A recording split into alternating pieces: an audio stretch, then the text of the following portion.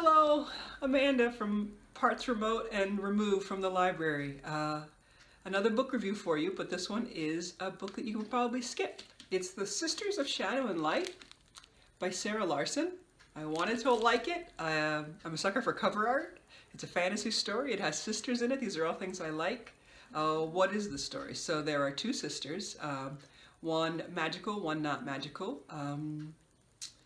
The night the younger sister, the magical sister, is born, the father completely disappears, and they are locked for the rest of their adolescence, their lives, in the citadel that is their home.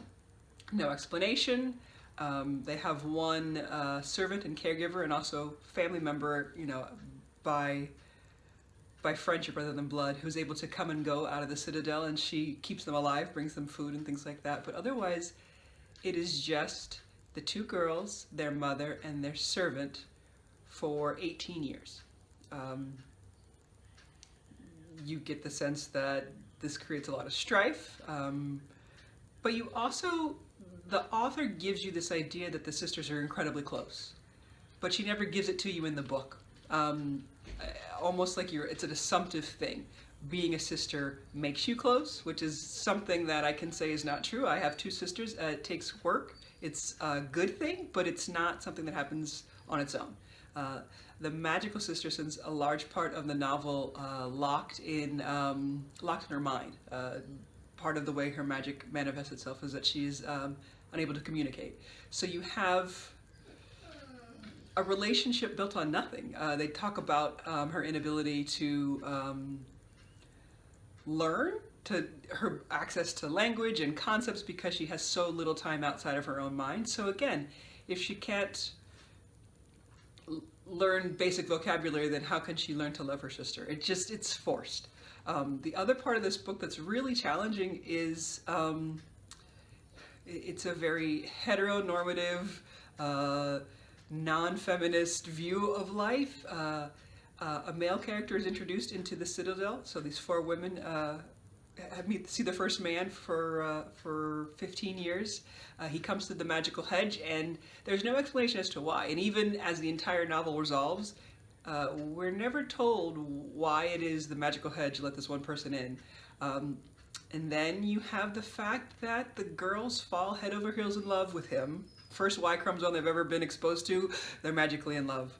The older sister moves on to fall in love with the second Y chromosome she's ever introduced to, so it's just infatuation after infatuation with no forethought. It's shallow, it's disappointing, it's a little bit alarming. I really didn't enjoy it. I wouldn't recommend it for people who want thoughtful relationships.